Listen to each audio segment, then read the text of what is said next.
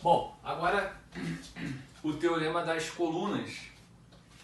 Como é que se demonstra o teorema das colunas?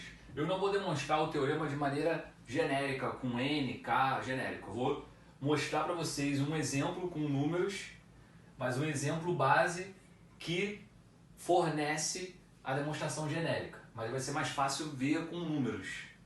Então, o problema base que dá a demonstração do teorema das colunas é aquele problema que a gente já viu no capítulo anterior, que é o número de soluções de inequação. É até bom que a gente lembra, né, esse problema aqui. Então, quantas soluções inteiras não negativas essa inequação possui?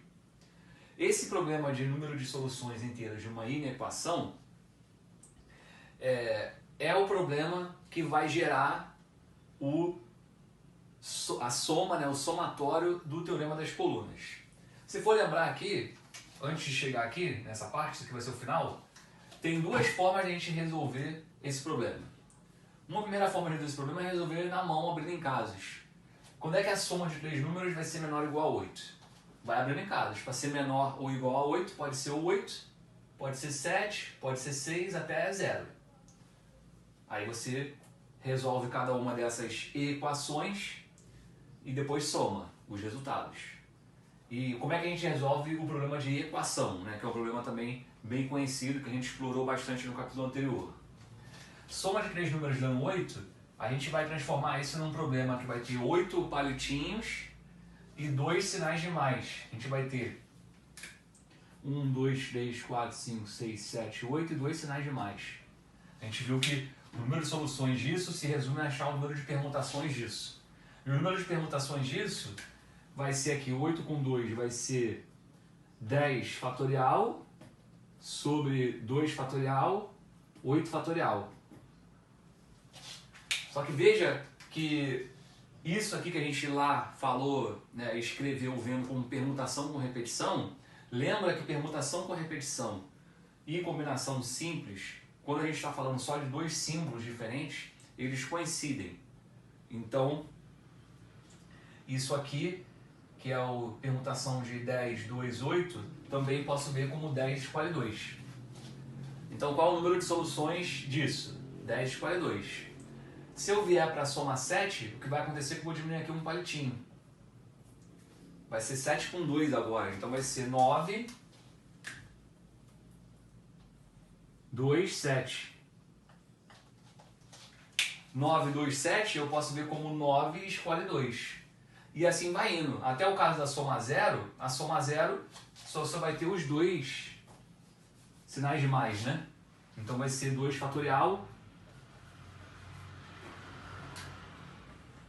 Não tem palito, então é 0. E os dois sinais de mais.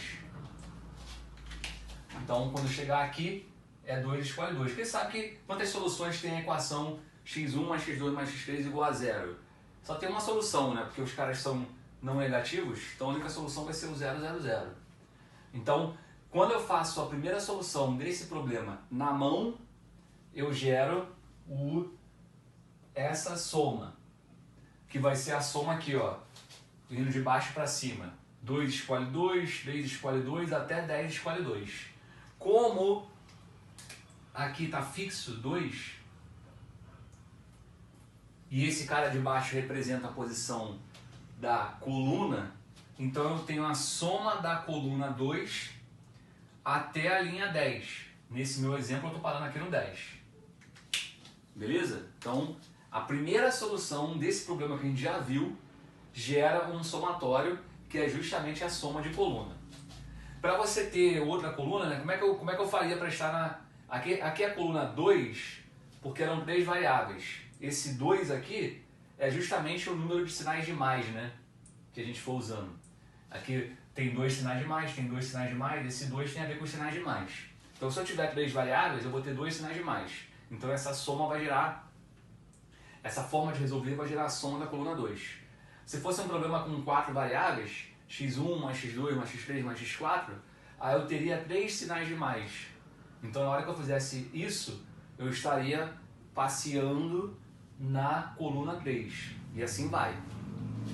E se a gente vir a segunda solução, lembra que quando eu resolvi esse problema, eu falei que a gente podia fazer assim na mão e falei que tem como a gente, com um bizu do bolso, transformar a solução desse problema com N equação, tem como a gente transformar isso num problema de uma equação só. Em vez de ter que abrir em várias equações, eu consigo fazer só uma.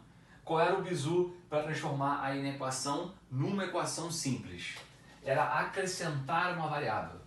Eu falei que se a gente acrescenta uma variável e troca aqui a desigualdade por igualdade, o número de soluções desse problema já é automaticamente a soma de todos os outros. É como se eu estivesse pegando todos esses casos aqui da solução 1 e já estou fazendo tudo de uma vez aqui dentro. Se você não lembra disso, volta lá no vídeo do capítulo anterior, quando eu resolvi esse problema, e vê lá por que acrescentando essa variável eu consigo resolver todos os casos lá da primeira solução de uma vez. Mas o fato é que eu já falei sobre isso, então acrescentando essa variável, tirando a desigualdade e botando a igualdade, eu continuo resolvendo o mesmo problema, só que de forma mais rápida, porque como virou igualdade, como é que você resolve esse problema aí? Eu vou ter 8 palitinhos, só que como eu acrescentei uma variável, eu vou ter 3 sinais de mais. Então eu vou ter 3 sinais de mais e 1, 2, 3, 4, 5, 6, 7, 8 palitinhos. Então aqui tem 8 com 3. Então agora vai ser 11, 3, 8. Isso, 11, 3, 8, também pode ser visto como o 11 escolhe 3. Então, isso aqui é simplesmente 11 escolhe 3. Então, essa soma, que é a primeira solução para esse problema, pode ser 11 escolhe 3, que é quando eu vejo direto com a segunda solução desse problema. Só que isso aqui é justamente o teorema das colunas, porque eu fui somando os elementos da coluna 2 até a linha 10. Aí o resultado deu na linha 11 e a coluna 3. Então eu fui andando na coluna 2, andando. Aí o resultado está aqui. Eu parei aqui na linha 10, estou na coluna 2. O resultado está logo aqui embaixo, que é na próxima linha, 11, e na próxima coluna, 3. Por isso que deu 11 escolhe 3. Então, esse problema, as duas soluções desse problema, fazem a gente ver a demonstração do teorema das colunas. Beleza? Até a próxima.